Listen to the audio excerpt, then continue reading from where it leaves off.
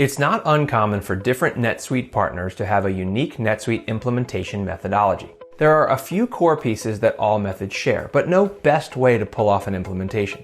This video shares our 7-step NetSuite implementation process. It goes like this. Discovery.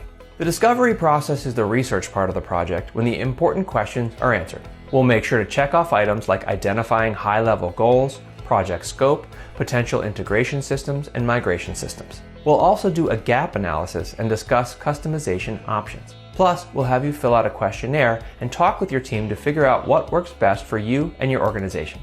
Planning.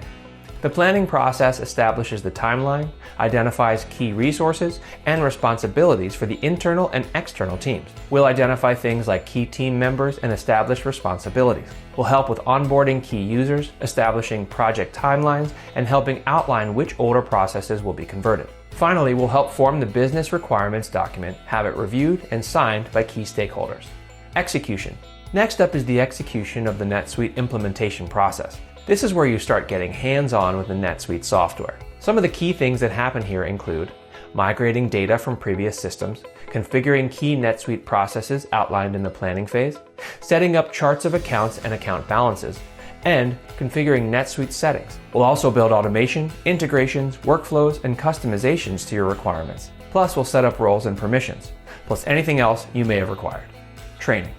This is an often underrated step that we find is a huge factor in the success of the implementation after the external resources have left. If the users are not properly trained, how can they be expected to take advantage of the application after the experts leave? Simply, they cannot. Proper training allows users to hit the ground running and spot problems with NetSuite functionality earlier on. The source of training your organization will receive will come from courses offered by NetSuite, proprietary courses from NetSuite partners, workshops, training docs, and online tutorials and guides.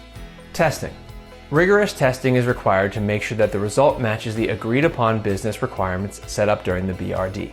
There could be multiple phases of testing, depending on the needs of the business. The two main areas tested include user case testing, where devs and external teams make sure all processes and customizations are set up, and user acceptance training, where users test these processes and customizations. Go live. Cross your fingers and flip the switch. This is when you find out if all that hard work and planning has paid off as you begin to use the NetSuite for real business purposes.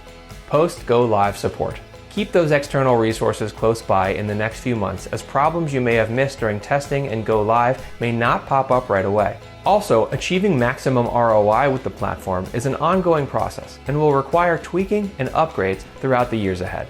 If your implementation partner has got you this far, it's probably a good idea to keep them around, as they'll be the most familiar with your environment to discuss future upgrades. Implementation can take up to 12 to 32 weeks. As for its costs, if we had to give you a range depending on the size of your business and complexities involved, an average NetSuite implementation could cost anywhere between $25,000 and $100,000, and possibly more. With the right partner though, everything will go smoothly and stay on budget. If you have specific questions about NetSuite and its implementation, explore our consulting services. We're here to help you maximize NetSuite's potential for your organization. Be sure to like, comment, and sub before you go if you found this helpful.